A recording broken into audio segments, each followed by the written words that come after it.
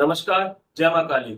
इससे पहले कि मैं कहानी को शुरू करूं, मैं आप लोगों से कुछ कहना चाहता हूँ। मैं तन से और मन से हिंदू हूँ और मेरा हिंदू धर्म मुझे झूठ बोलना नहीं सिखाता है। इसलिए जो कहानी मैं आपको सुनाने जा रहा हूँ, ये कहानी एकदम सच्ची है। इसमें झूठ की कोई भी गुंजाइश नहीं है। ये कहानी एकदम सत्य है। मैं ऐसी ही कहानी इस चैनल पे और भी लेकर के आऊंगा, लेकिन उसके लिए मुझे आप लोगों के सपोर्ट की जरूरत है। तो प्लीज मेरे चैनल को आप सब्सक्राइब कर दीजिए और मेरी वीडियो को एक प्यारा सा लाइक कर दीजिए। अब मैं कहानी शुरू करता हूँ। उत्तर प्रदेश में एक शहर है जिसका नाम है बांदा। बांदा शहर में शंभू नारायण तिवारी नाम के एक व्यक्ति अपनी फैक्ट्री के साथ में रहते थे। शंभू नारायण तिवारी पुलिस में नौकरी करते थे, लेकिन पुलिस में नौकरी करने के साथ साथ वो भगवान का भजन कीर्तन और भगवान की पूजा पाठ बहुत ज्यादा करते थे। खास करके हनुमान जी के बहुत बड़े भक्त थे शंभू नारायण तिवारी। हमेशा दूसरों से हनुमान जी की बातें करते थे, हमेशा हनुमान जी की पूजा पाठ करते थे, हमेशा हनुमान जी के ध्यान में वो मग्न रहते थे। शंभू नारायण तिवारी का एक नियम था, जब तक वो पूजा पाठ करते थे तब तक कोई भी घर के अंदर आ जाए, घर में कोई भी दिक्कत हो जाए, कोई बीमार पड़ जाए या किसी से लड़ाई हो जाए, लेकिन शंभू नारायण तिवारी पूजा ही करते थे। जब तक उनकी पूजा खत्म नहीं होती थी, वो अपनी पूजा वाली जगह से उठते ही नहीं थे। वो हमेशा पूजा ही करते रहते थे, चाहे फिर कुछ भी हो जाए आसपास में।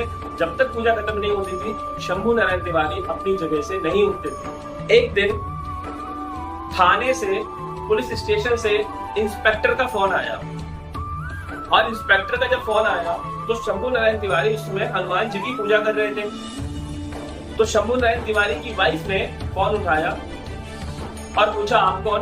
तो इंस्पेक्टर ने कहा, मैं पुलिस थाने से इंस्पेक्टर बोल रहा हूँ। और शंभू नारायण तिवारी क्या कर रहे हैं? तो उनकी वाइफ ने बोला कि वो तो अभी पूजा कर रहे हैं, आप काम बताइए। इंस्पेक्टर ने कहा कि मुझे पता चला है कि जंगल के अंदर, पास ही में जंगल के अंदर डकैतों का एक पूरा ग्रुप छुपा हुआ है और हमें डकैतों के ग्रुप को पकड़ने जाना है। तो हमें शंभू नारायण तिवारी की जरूरत भी है, क्योंकि वो भी हमारे पुलिस स्टेशन में कांस्टेबल हैं। जितने भी कांस्टेबल हैं, मैंने उन सबको फोन कर दिया है और मैंने उन सबसे कहा है कि आपको आधे घंटे पहले आना है ड्यूटी पे, ताकि हम पास के जंगल में जाकर के उन डकैतों के ग्रुप को पकड़ सकें। उनकी वाइफ ने बोला इंस्पेक्टर से, ठीक है इंस्पेक्टर साहब, मैं अपने पति को बोल देती हूँ, वो आधे घंटे पहले आपके पुलिस स्टेशन में आ जाएंगे। आधे घंटे पहले शंभू नारायण तिवारी पुलिस स्टेशन पहुंच गए। उन्होंने इंस्पेक्टर को गुड मॉर्निंग बोला और अपने दोस्तों को, जो बाकी कांस्टेबल थे, उन्हें हाय हेलो बोला। उसके बाद सभी ने एक मीटिंग करी और मीटिंग में ये प्लानिंग बनाई कि हम डकैतों को किस तरह से पकड़ेंगे। और फिर इंस्पेक्टर अपनी पूरी टीम के साथ, जिसमें शंभू नारायण तिवारी भी शामिल थे, निकल पड़ा डकैतों को पकड़ने के लिए। करीबन 2 घंटे की मुठभेड़ के बाद, डकैतों के साथ लड़ाई के बाद, 2 घंटे की लड़ाई के बाद, वो इंस्पेक्टर अपनी पूरी टीम के साथ डकैतों को पकड़ने में कामयाब रहा और सबको ला करके उन्होंने थाने में, जो जेल था, उसमें बंद कर दिया। उसके बाद थाने में पार्टी शुरू हो गई, क्योंकि सब खुश थे कि हमने आज एक बहुत बड़ा काम कर लिया है। इंस्पेक्टर भी खुश था, क्योंकि उसे उम्मीद थी कि मैंने अगर इतने बड़े डकैतों को पकड़ा है तो पक्का मेरा प्रमोशन तो होगा ही होगा। तो सभी लोग खुश थे, इसलिए इंस्पेक्टर ने कहा कि आप सबको मेरी तरफ से पार्टी है। और थाने में पार्टी स्टार्ट हो गई। चाय आई और सबने चाय पीना शुरू कर दिया। सब बातें कर रहे थे, एक दूसरे से चाय पी रहे थे। कुछ लोग कमरे के अंदर बैठ के चाय पी रहे थे, कुछ लोग पुलिस स्टेशन के बाहर बैठ करके चाय पी रहे थे, तो कुछ लोग गार्डन जो था पुलिस स्टेशन के पास में, वहां पर टहल के चाय पी रहे थे। शंभू नारायण तिवारी गार्डन में टहल करके चाय पी रहे थे। तभी अचानक से पुलिस स्टेशन में फोन आता है। इंस्पेक्टर फोन को उठाता है, क्योंकि इंस्पेक्टर बहुत खुश था, तो फोन को उठाता है, हेलो, हाँ जी कौन? तो उधर साइड से शंभू नारायण तिवारी की वाइफ बोलती है, सर मैं बोल रही हूँ, शंभू नारायण जी की पत्नी। इंस्पेक्टर बोलता है, नमस्ते भाभी, बताइए आपने फोन कैसे किया? तो शंभू नारायण तिवारी की वाइफ बोलती है कि सर मुझे आपसे एक रिक्वेस्ट करनी है, मेरे पति की पूजा अभी अभी खत्म हुई है। मेरे पति तब से हनुमान जी की पूजा में बैठे हुए थे, उनकी पूजा अभी अभी खत्म हुई है।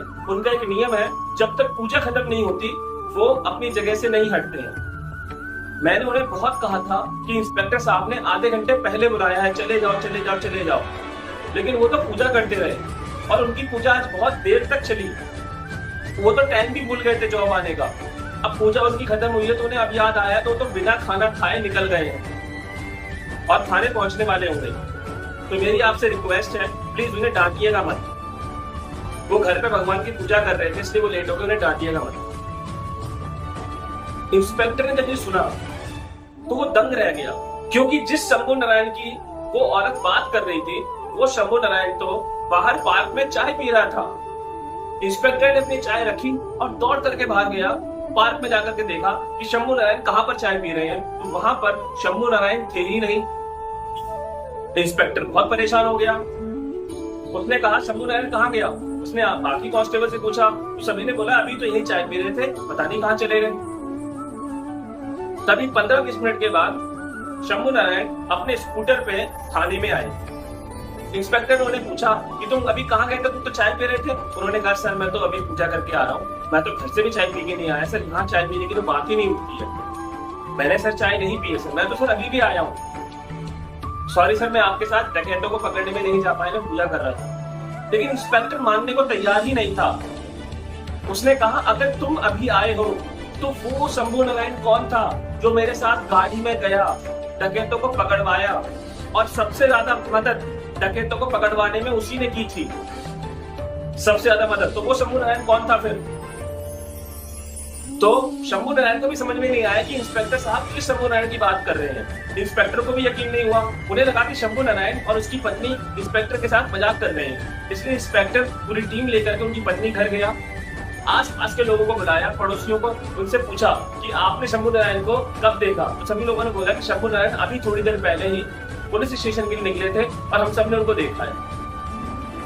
अब इंस्पेक्टर को पूरा यकीन हो चुका था कि शंभू नारायण तो बिल्कुल अभी पुलिस स्टेशन पहुंचे हैं, लेकिन अब एक बहुत बड़ी समस्या उसके सामने खड़ी थी कि फिर अगर ये शंभू नारायण अभी स्टेशन पहुंचे तो फिर वो कौन था जो उसके साथ गाड़ी में गया था। और जब ये पूरा मामला शंभू नारायण को पता चला, उसको समझ में आया, तो उसकी आंख में आंसू आ गए, क्योंकि वो समझ गया था कि उसकी जगह ड्यूटी कोई और नहीं बल्कि साक्षात बजरंगबली यानी हनुमान जी आगे करके चले गए। वो दौड़ के मंदिर में गया, जो उसके घर में मंदिर था, वहां घुटनों के बल बैठा और रोना शुरू कर दिया कि भगवान तुम आए और मेरी जगह ड्यूटी करके चले गए और मुझे पता भी नहीं चला।